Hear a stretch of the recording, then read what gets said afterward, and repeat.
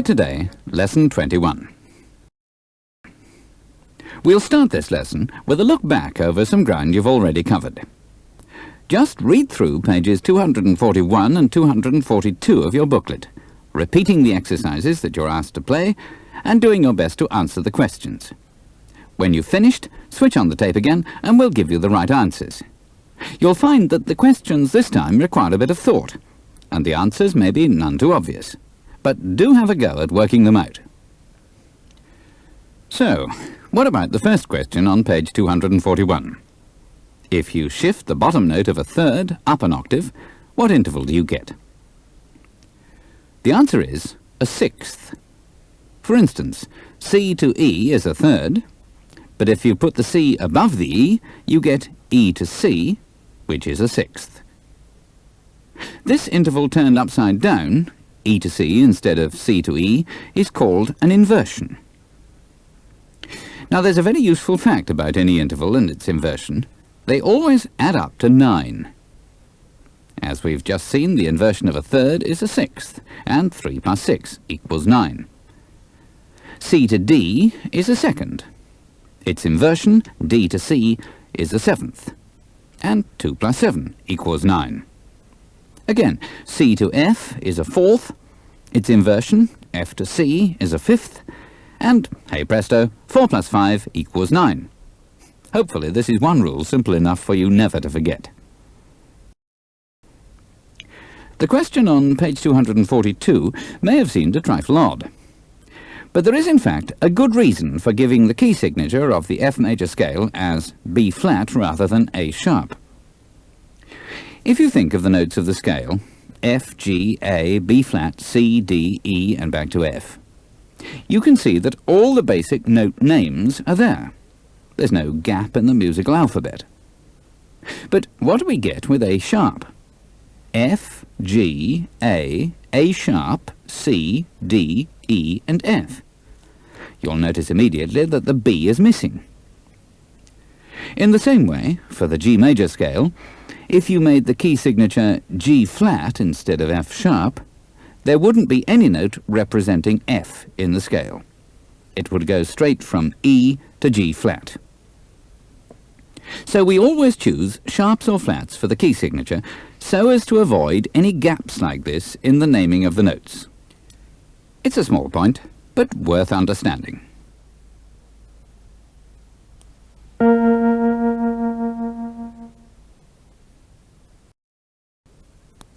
So far, all the notes you've played have been semibreves, minims, crotchets or quavers. But now we're going to introduce you to the semiquaver. You can see how it's written at the top of page 243. Basically, the semiquaver looks very like a quaver, except that it has 2 hooks on its tail instead of 1. Just like quavers, 2 or more semiquavers occurring together can be written with their hooks joined up. And semiquavers can be joined to quavers in the same way. A semiquaver has a time value of exactly half a quaver. So in 4/4 time you get 16 semiquavers to the bar. 4 semiquavers equal 1 crotchet, and 8 semiquavers equal a minim. So how do we count the rhythm in semiquavers? Well, in this respect there's a big difference between simple time and compound time. Let's take a look at the examples on page 244 of your booklet. Examples A to E are all in simple time, 4/4 to be precise. You can readily see that with 4 semiquavers packed into each beat, counting by numbers just isn't practical. So what do we do about it? Well, we've chosen to use the nonsense sounds dabba dabba dabba, just because they're easy to say quickly. In this way, we can count the semiquavers wherever they occur and keep the rhythm accurate. Listen to example A. 1, dabba dabba, 3, dabba dabba. Here's example B, with quavers and semiquavers. 1 and dabba dabba, 3 and dabba dabba. you begin to see how it works. Now listen to example C, another mix of quavers and semiquavers. 1 and da da ba, 3 and da da ba. Example D. 1 and da ba da, 3 and da ba da. And the last of this group, example E. 1 and da ba da, da da ba da ba da ba. In compound time, we don't really have the same problem. Since we usually count the quavers 1, 2, 3, all we need to do to count semiquavers is to add "and" between each number. You can use the dabba-dabba method if you want, but it's not strictly necessary. Listen to example F in 12/8 time. 1, 2, 3, 1, 2 and 3, 1, 2, 3, 1, 2 and 3. Clearly, counting by numbers works perfectly well. Here's example G.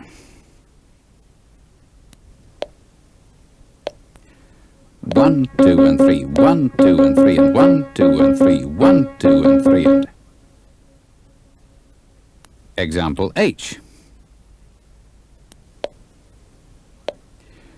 1, 2, 3, 1 and 2, 3 and 1, 2, 3, 1 and 2, 3 and. And finally, example I. 1, 2, 3, 1 and 2 and 3 and 1, 2, 3, 1 and 2 and 3 and. Try playing each of these examples through several times, counting as you go, until you've thoroughly got the hang of it.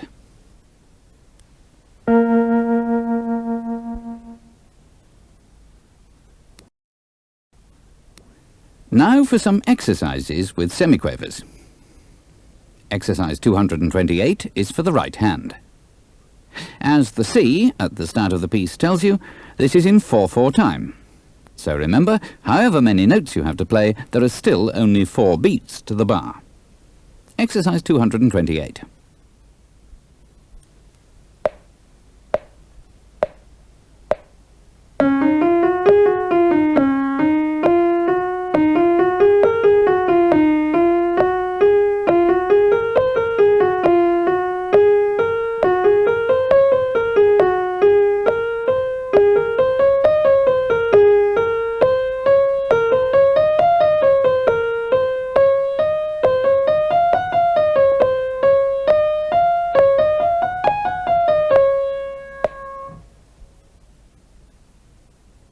Exercise 229 is for the left hand.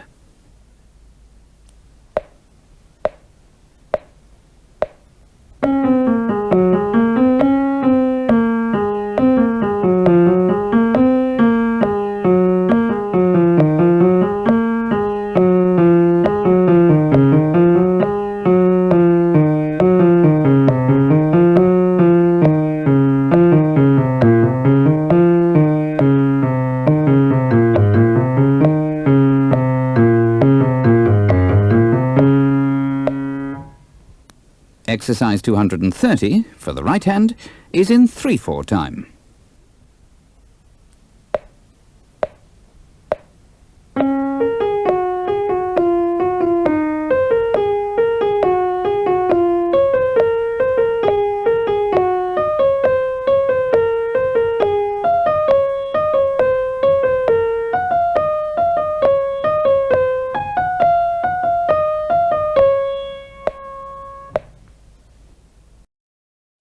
Exercise 231 is for both hands together.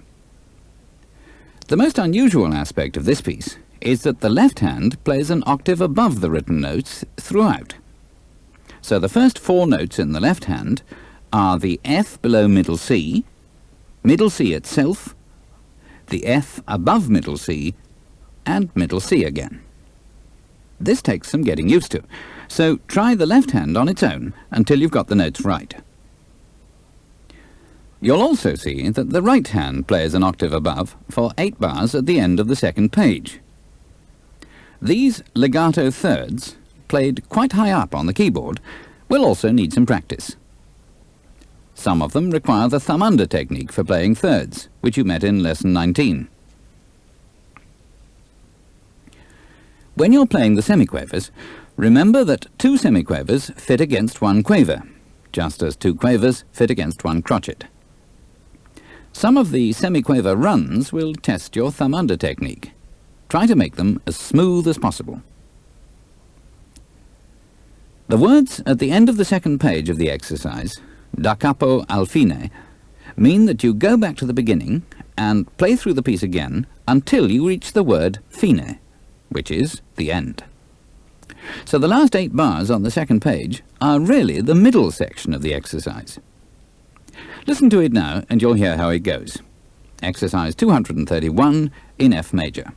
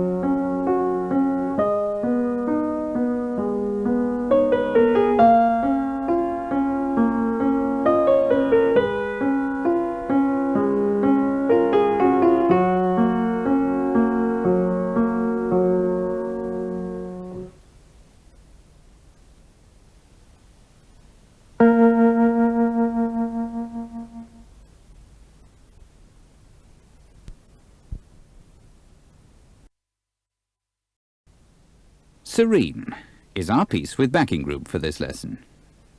It introduces 2 new chords that you haven't met before. The A-flat major chord, E-flat, the root note A-flat and C, and the A-flat minor chord, E-flat, A-flat, the root note, and B. This B is in fact a C-flat, if we're to be totally accurate. But since the 2 notes are in practice identical, you don't have to worry about this for the present. Serene is in the key of E-flat major, with a key signature of 3 flats. You'll probably find it a bit tricky remembering to play these flats all the time, especially since they're cancelled here and there by natural signs. The answer is to concentrate hard and work your way through the piece, making sure you're playing the right notes. As we've said before, if you do find that you're constantly playing a particular note wrong, for instance playing an E where it should be E-flat, there's no harm in taking a pencil and writing a flat sign in front of the note, just to remind yourself. You'll notice that the left hand is in two parts, almost throughout the piece. Try to make sure you hold the semibreves for their full length, while you play other notes with your other fingers. The right hand has a rhythm a bit like Disco Handle in the previous lesson. In the same way, the last quaver of one bar is usually tied to the first note in the following bar. So you get the effect of a note being played just before the beat, instead of on the beat. And watch out for the slight change of rhythm in bar 7, where there's a quaver rest on the third beat in the bar. So here is Serene with keyboard and backing.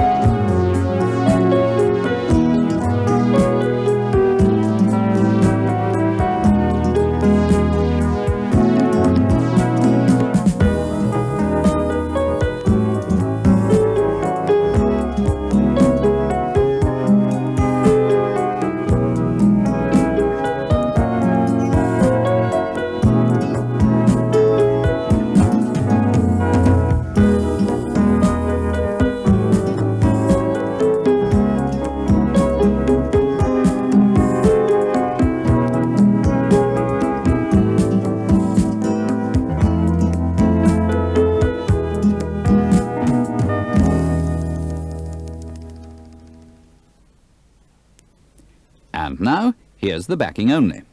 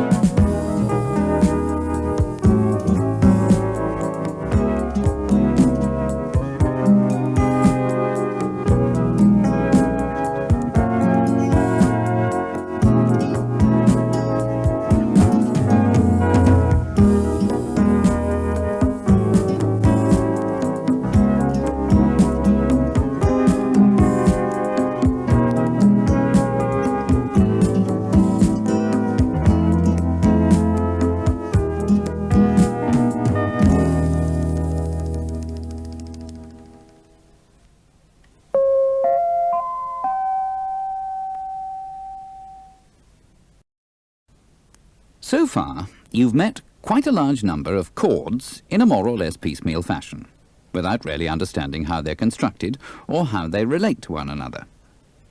It's now time to start going into this whole question in more depth, beginning with the difference between major and minor chords.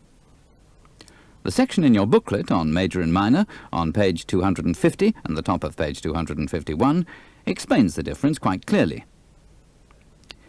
There are two types of interval of a third, a major third and a minor third. In a major third, the two notes are two whole tones apart, C and E for instance, while in a minor third they are a whole tone and a semitone apart, like D and F. D to E is a whole tone, but E to F is only a semitone. So the third D to F is a minor third. D to F sharp, on the other hand, is a major third, because D to E is a whole tone, and so is E to F sharp. Now, all the chords you've met so far, with the notable exception of the 7 chords, G7, F7 and so on, all the chords except the 7 chords have been what are called triads, each one made up of a major and a minor third together. As you can read in your booklet, what makes some of these chords major and some minor is the order in which the thirds appear. If the third that includes the root note is major, then the chord is major. If the third with the root note is minor, then the chord is minor. Look at the C major chord, C, E and G. C to E is a major third. E to G is a minor third. The major third comes first, so the chord is major.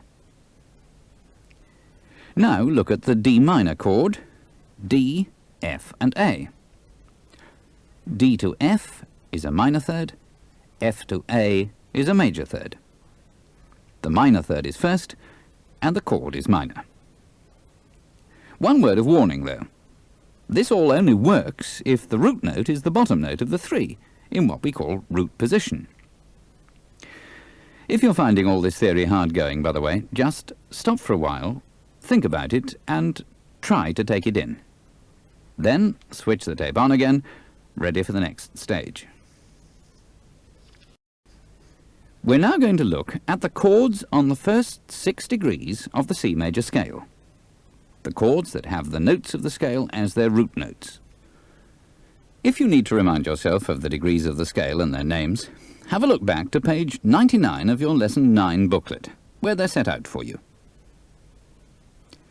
If you study the chords on page 251, you'll see that on the 1st, 4th and 5th degrees, the tonic, the subdominant and the dominant, you have a major chord, while on the 2nd, 3rd and 6th degrees, the supertonic, the mediant and the submediant, there are minor chords. In fact, this pattern is true for any major scale.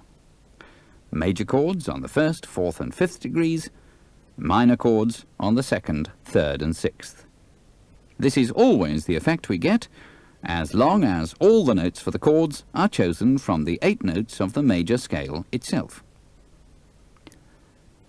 Finally, to finish off this rather heavy dose of theory, we're going to look at something which we're sure has been bothering you at times, the question of the different positions of the same chord.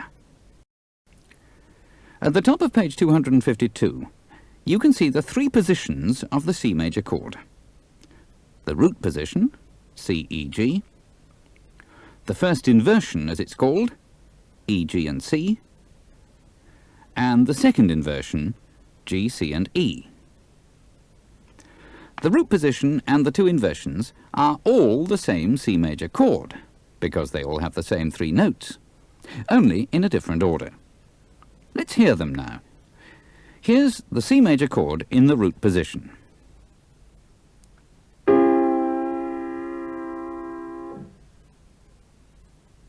The first inversion, with the root note an octave higher,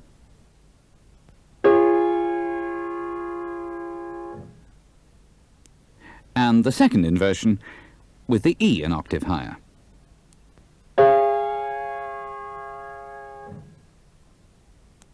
Here they are, one after the other.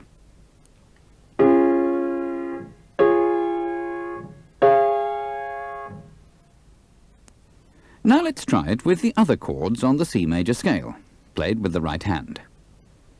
Here is D minor, with the root position followed by the 2 inversions.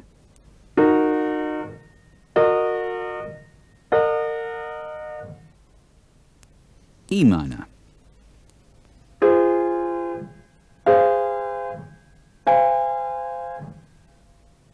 F major.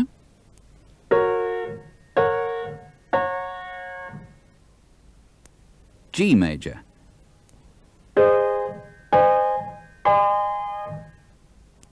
And finally, A minor.